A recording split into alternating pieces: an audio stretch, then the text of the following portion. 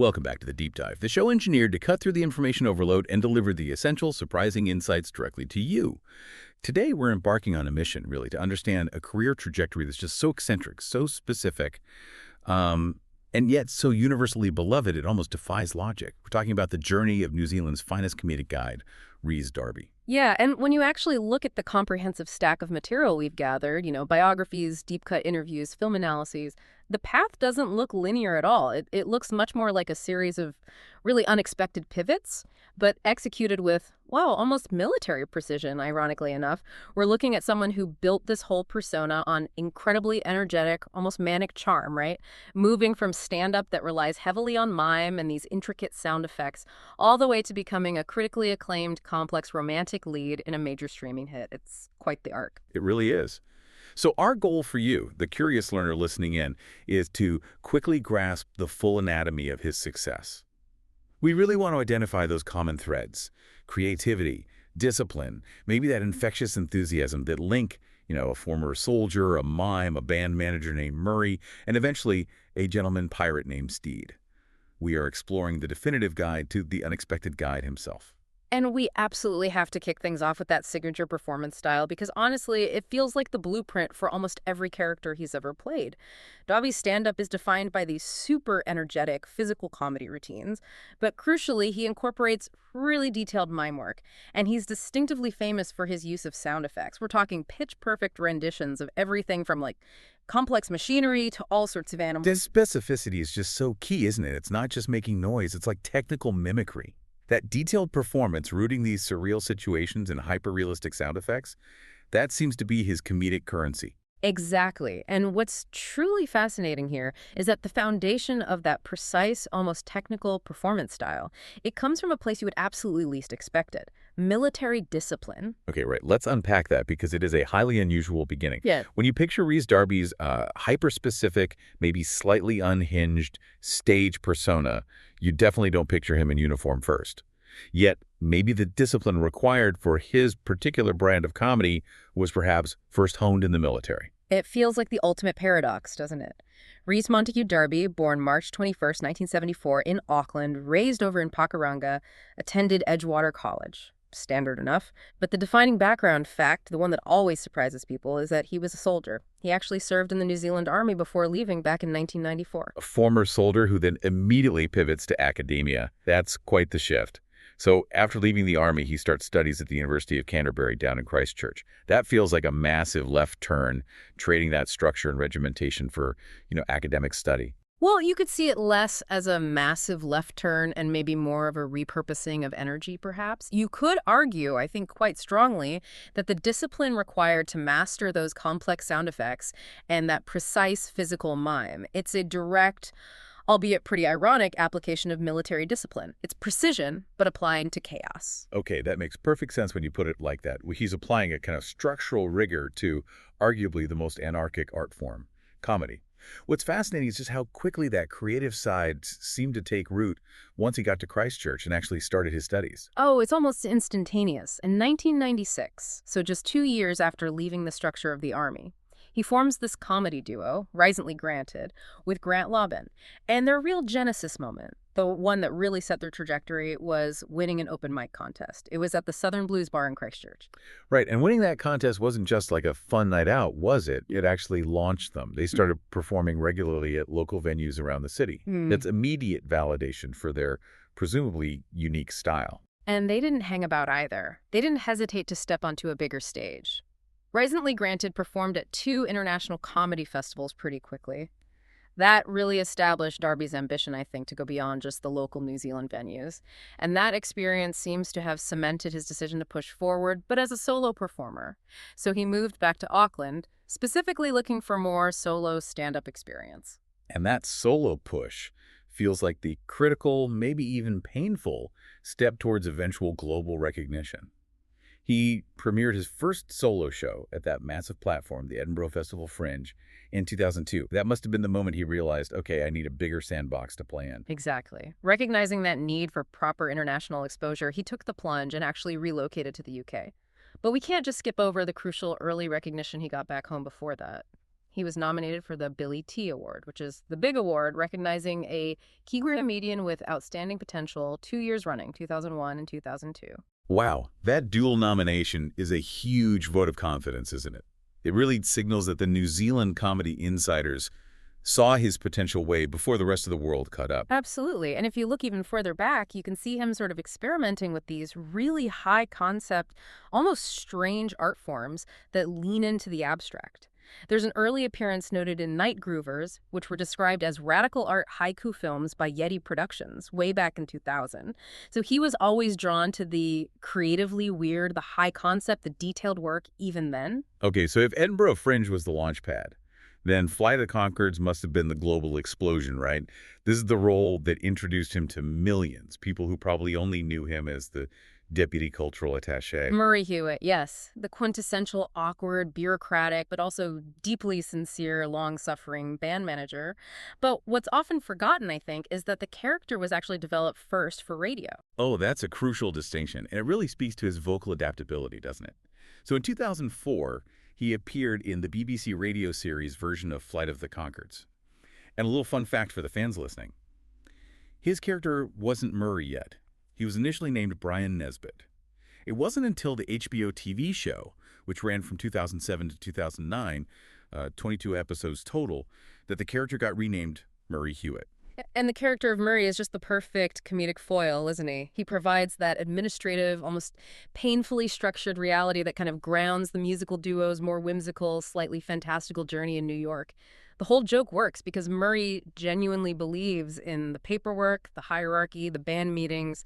His character's intense, specific focus is precisely what makes him so funny. He was absolutely woven into the fabric of that show, wasn't he? Not just as a supporting actor, but even as a musical contributor sometimes.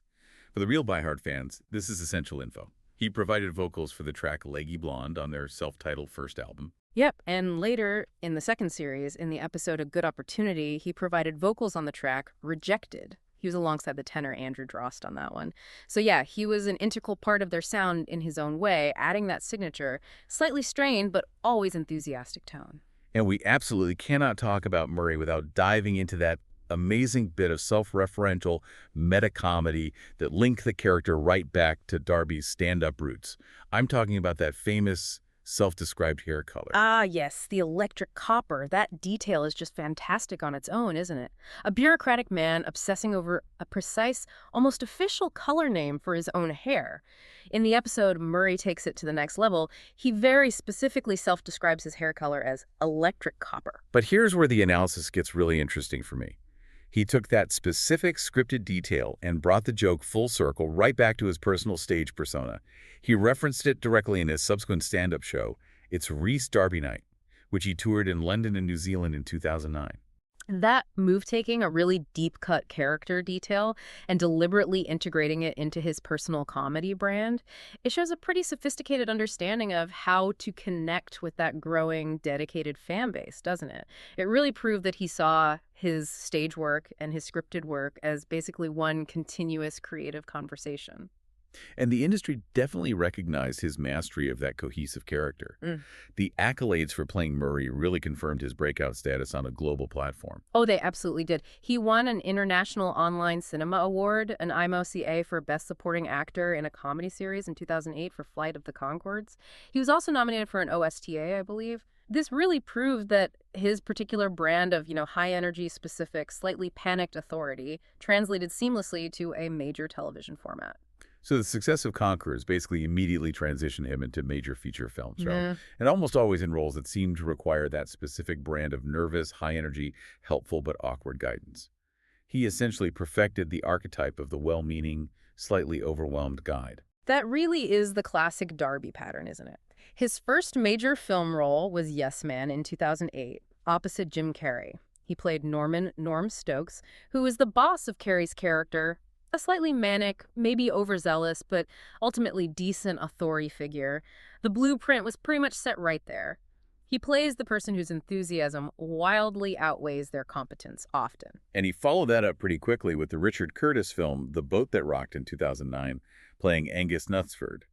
That film was released in some countries as pirate radio, I remember. Yeah. Again, a high-energy, socially awkward character, but this time in a period piece setting, which showed his versatility within that specific niche. Yeah, and these roles weren't just filler parts. They specifically utilized the physical and vocal precision he developed in stand-up. You really need that intense focus to deliver the kind of high-octane physical comedy required, especially in a Richard Curtis ensemble cast. But what's really fascinating here, I think, is his deep, ongoing collaboration with Taika Waititi. That partnership is arguably one of the most important threads in modern New Zealand comedy and filmmaking. It's huge. It's incredibly successful, and I think it's because they share this sensibility that somehow roots absurdity in genuine, sincere emotion. He was Anton in the 2014 comedy horror mockumentary What We Do in the Shadows. Remember Anton? He was the intense, surprisingly organized leader of the werewolf pack. So, again, a manager of sorts, but this time of a very different, much more volatile organization. Yeah, the contrast is brilliant. He brought that same kind of bureaucratic anxiety to the top of a supernatural hierarchy. It was perfect. Then he shifted gears completely to play that wonderfully wild and unforgettable character, Psycho Sam, in Hunt for the Wilder People in 2016, a completely paranoid hermit living off the grid. Psycho Sam definitely allowed him to lean much more into the physically chaotic side of his stand-up, didn't it? Using his whole body and voice to portray just utter, beautiful strangeness. And their collaboration just keeps going. He played Rhys Merlin in Next Goal Wins just last year, in 2023. This is clearly a creative relationship built on immense trust and a shared comedic language. And somehow, amidst all that, the man is also a certified blockbuster anchor, too. It's incredible. He became instantly recognizable to global mainstream audiences as Nigel Billingsley, the perpetually exasperated in-game guide character in both Jumanji, Welcome to the Jungle in 2017, and then again in Jumanji, The Next Level in 2019. That role feels like the absolute pinnacle of his unexpected guide archetype, but in a massive franchise setting. He's literally the physical manifestation of the game's instruction manual. He's official, he's informative, yet he's constantly prone to emotional breakdown because of the chaos unfolding around him. He perfected the role of the safari guide who is perpetually moments away from absolute panic, usually due entirely to the antics of his American co-stars. It's just the perfect adaptation of his physical stand-up persona for a mainstream franchise, isn't it? A character who is simultaneously official and completely, utterly overwhelmed. But beyond the blockbusters, there are these other sort of unexpected highlights that speak volumes about his genuine enthusiasm for the projects he actually takes on. Oh, absolutely. Take The X-Files, for instance. In 2016, he played Guy Mann in the season 10 episode Mulder and Scully Meet the Weremonster. Now, for longtime fans of Darby, this might have felt like a massive surprise seeing him pop up there.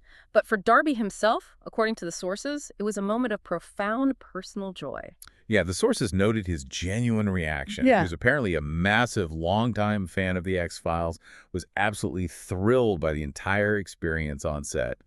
And he explicitly stated that he saw it as one of those opportunities that only comes around every so often, confirming he'd absolutely return to the set the first chance he received. That deep, genuine enthusiasm just seems to be a really consistent driver of his career choices. And his role as a kind of public face extends beyond just fictional guides, too. Oh. He appeared in that wonderful tourism campaign video with the former New Zealand Prime Minister Jacinda Ardern, remember that? Where they comically discussed why New Zealand is so frequently just left off world maps. He's the perfect, charming ambassador for the country's specific brand of self-deprecating humor. And even going way back to his early days of high-profile appearances, wasn't there a Nike ad in 2008 where he played an imposter posing as Roger Federer's coach?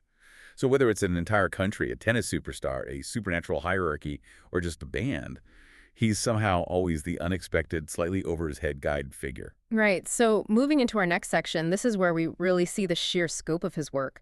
Because while his face is incredibly recognizable now, his voice is perhaps even more pervasive. It demonstrates just incredible technical versatility in animation and gaming especially.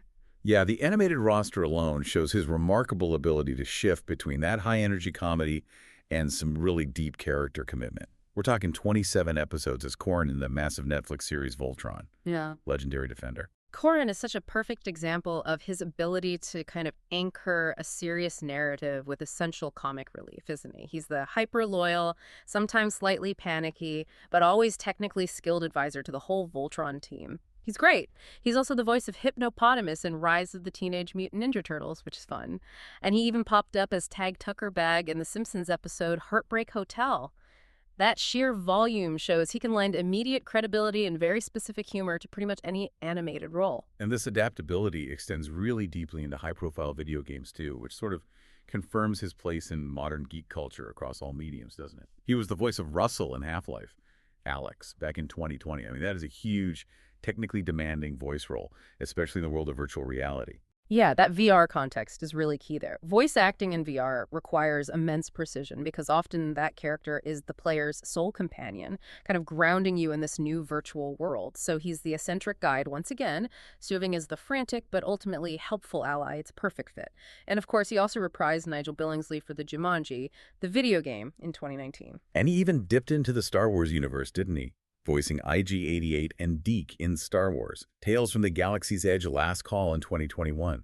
This consistent presence in major franchises just confirms the market value of his unique vocal persona. Yeah. You know, high-pitched, slightly panicked, but hyper-articulate. What's really fascinating is that this guide persona is so commercially valuable that he was recently hired by one of the biggest video game franchises in the world just for promotional work. His role in June 2024 as the interim deputy director of tourism in promotional videos for the Final Fantasy XIV expansion, Dawn Trail. He's essentially running a tourism advertisement, but for a digital continent.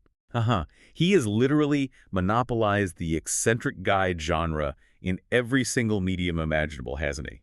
From radio to HBO to VR to game promos. It's incredible. And beyond the screen and the microphone, his creativity just seems to overflow into these parallel projects that really define his interests, too. He wrote a book, remember, the self-described autobiographical space novel entitled This Way to Spaceship, which came out in 2012. Oh, yeah. And the connection between his written work and his stage roots is fantastic there, too. That book title wasn't just a one-off. It was actually the name of the show that won him the prestigious 2012 Fred Award. That's the best NZ show at the New Zealand International Comedy Festival. It's a brilliant integration of his writing and his performance art, isn't it? And he seems really committed to fostering that same scene that launched him in the first place. He branched out into comedy production with his wife and manager, Rosie Carnahan, through their company Awesomeness International. And they specifically support local comedians at the NZ International Comedy Festival. And for those listeners who love his penchant for the weird and the wonderful, there is his ongoing podcast life, too. Since 2013, he's been co-hosting the cryptozoology-focused podcast The Cryptid Factor with Dan Schreiber, David Ferrier, and Leon Buttons-Kirkbeck. That podcast just feels like the perfect, slightly bizarre outlet for his unique brand of high-focus enthusiasm for specific, unusual topics. It really shows the man's genuine off-screen curiosity, I think. And his commitment also extends into real-world activism and even physical challenges as well, which is interesting.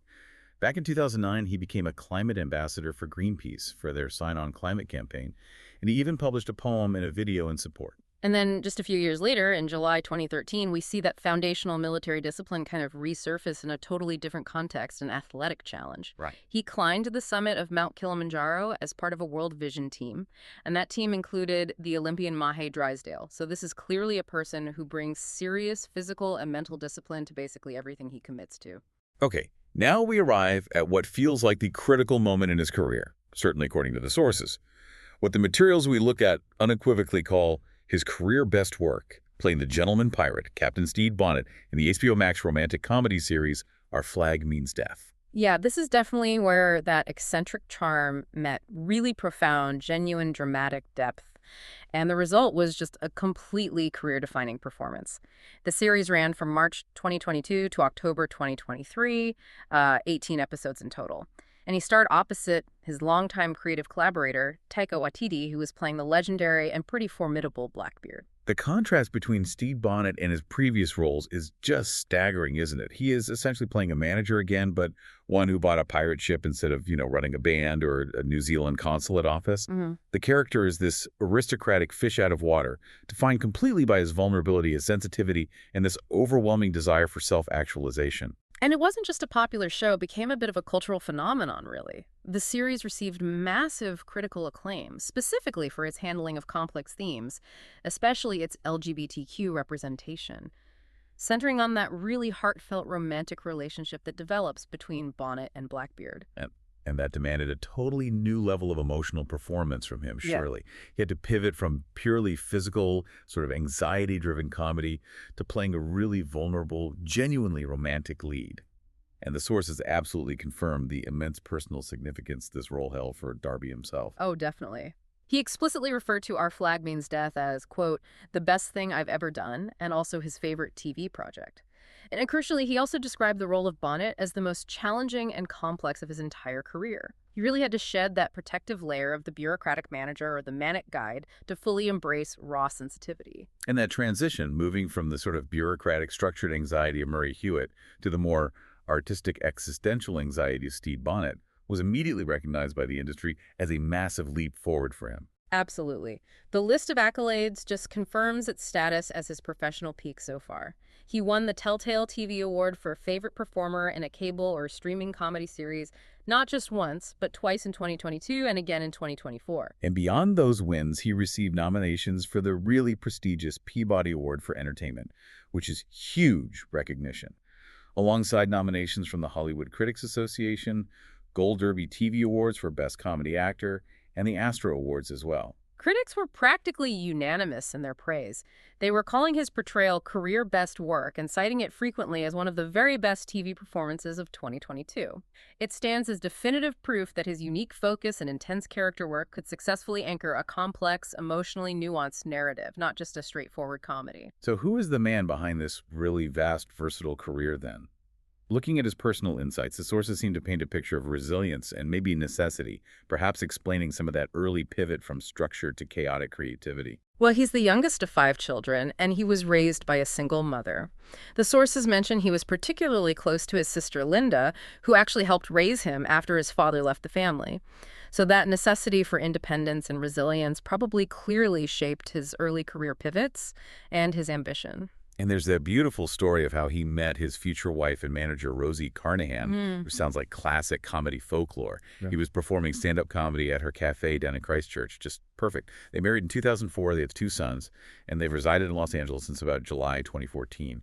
And Rosie is clearly not just his partner, but an essential professional force, too, co-running their production company together. Yeah, and what feels absolutely critical when you're trying to connect his intense creative focus to his career path is his own personal context. He has described himself as being on the spectrum and also having ADHD. Now, that information provides a really critical lens, I think, through which we can view his unique intensity and that detailed focus we've been talking about. From the technical specificity of his mime and sound effects, right through to the elaborate, very internal life of the gentleman pirate, Stede Bonnet. Right. That deep dive into specific, structured details, whether it's the exact sound of a malfunctioning machine or the precise anxieties of a pirate captain, suddenly seems less random maybe, and more like a focused, powerful creative method. Professionally, his industry standing seems to be at an all-time high right now, really confirming his status as a major player. He's not just starring in hit shows anymore, he's hosting and presenting at major industry events, solidifying his role as this trusted, high-profile figure. Yeah, he hosted the 51st International Emmy Awards in November 2023, and he presented at both the 75th Creative Arts Emmy Awards, January 2024, and the Art Directors Guild Awards in February 2024. Right. I mean, he's gone from performing solo comedy at a little Christchurch cafe to hosting the International Emmys. That's quite a journey. And maybe best of all, for those who love his foundational style, that journey seems to be coming full circle. In November 2024, he announced he would be returning to his stand-up roots with a brand new show called The Legend Returns, and that's scheduled to tour in 2025. It really proves that the stand-up stage is still his creative laboratory, his home base. So what does this all mean for you, the listener? How do we synthesize this? The career path of Rhys Darby feels defined by that foundational paradox we started with. The soldier-turned-mime comedian, who somehow leveraged military discipline to master technical chaos, and then used that mastery to play the ultimate archetype, the well-meaning, slightly chaotic guide across literally every medium imaginable. But the profound aha moment, I think, is the sheer versatility required to actually complete that journey. He shifted from niche New Zealand physical comedy, relying heavily on those precise sound effects and bodily movements, all the way to earning a Peabody nomination for playing a sensitive, complex, romantic pirate captain. That is just a massive creative leap. His career really demonstrates the immense power of having a truly unique, specific voice, doesn't it?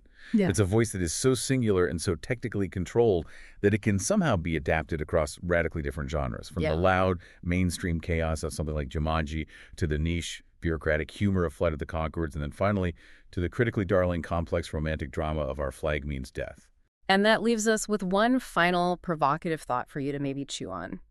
Given his personal admission of Stede Bonnet being the most challenging, complex role of his career, and his own self-description of being on the spectrum and having ADHD, how might those factors actually influence his unique ability to embody characters who are defined by their intense focus, their elaborate inner worlds, and their often awkward, hyper-specific interactions with established social norms? It's a trait that really seems to fuel not only his distinctive physical comedy, those intricate sound effects and precise mime routines, but also the intense, nuanced performance that earned him such critical acclaim as the Gentleman Pirate.